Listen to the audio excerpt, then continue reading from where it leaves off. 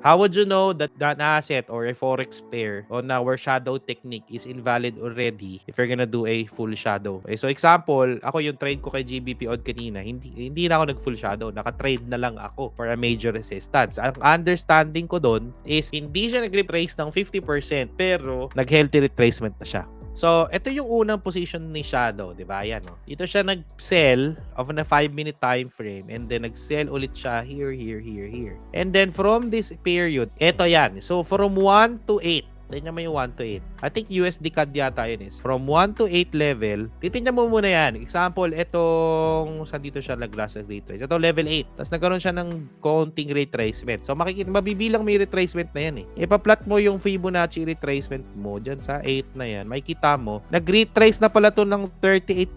Kasi from the first position to the number 8 level, from the first position to the 8th position, nag-retrace na siya. Ayun, nakita nyo? Ayun, isa-zoom in ko. Ayun, nag-38% retracement na siya. Kaya lang hindi to lumabas kasi ang TP ni Shadow is 50% eh. Pero, the 38-48% retracement is a very, very healthy retracement already. Okay, kung isa naging automated trading na to, probably manually out na yan. Kasi structurally, kung titingnan mo yan, and before siya umangat dyan, nagkaroon na ng breakout dito. Nag-breakout na dyan, tapos nag-rally. So, nag-retrace na ng konti. Automatic yan. Kahit hindi yan mag-retest dyan, pwede yan mag-momentum.